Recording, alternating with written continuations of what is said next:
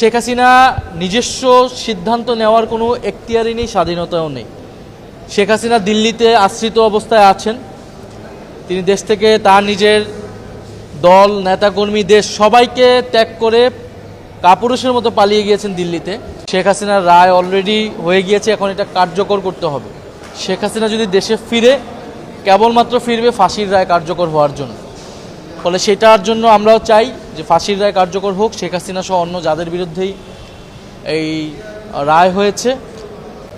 এবং এটা পরিষ্কার করেছে বাংলাদেশের জনগণের কাছে, আন্তর্জাতিক বিশ্বে, যে আওয়ামী লীগ কোনো রাজনৈতিক দল না, এটা একটা ভারতের দিল্লির একটা নিয়ন্ত্রিত একটা দল।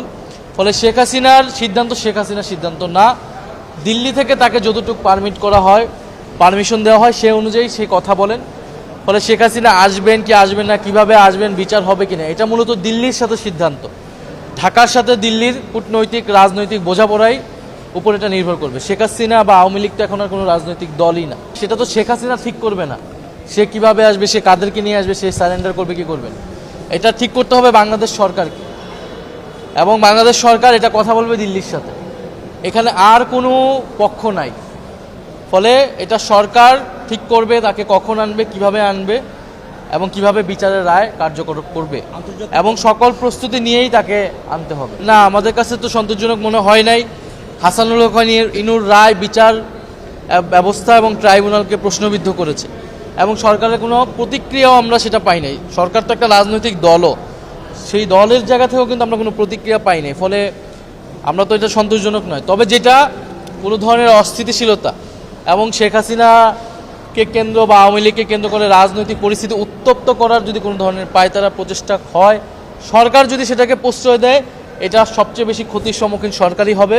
বাংলাদেশের আপামর জনগণ, জুলাই বিপ্লবে অংশগ্রহণকারী সকল পক্ষই, 30,000 আহত, 1400 শহীদ পরিবার, আমরা সকলেই প্রস্তুত আছি।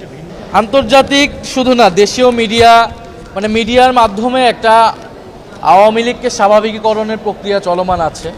আপনি দেখবেন কিছু ইন্টারভিউ, কিছু নিউজ এমনভাবেই করা হচ্ছে যাতে আওয়ামী লীগ রাজনীতি করতে পারবে কি পারবে না, এরকম একটা, এটা প্রচুর টাকা ওদের হাতে, যেহেতু প্রচুর কালো টাকা আছে, ওরা আন্তর্জাতিকভাবে দেশে কালো টাকার দ্বারা লবি করতেছে, এবং সেটার মাধ্যমে এই ধরনের কিছু তারা নিউজ, সাক্ষাৎকার এটা করার চেষ্টা করছে। এবং শেখ হাসিনা আসলে সাক্ষাৎকার দেওয়ার এখতিয়ারই রাখে না।